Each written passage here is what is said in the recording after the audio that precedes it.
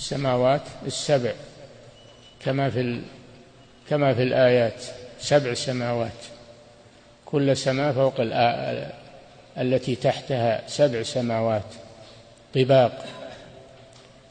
فوق السماوات الكرسي، فوق السماوات البحر، فوق السماوات البحر، كان عرشه على الماء، بحر عظيم يحيط بالكون.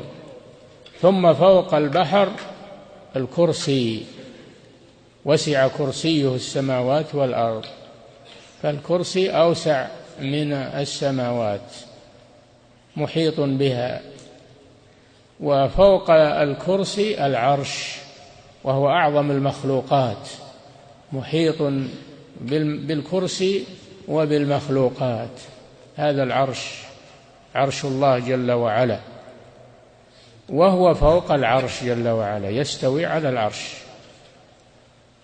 استوى أي على وارتفع على العرش جل وعلا. نعم.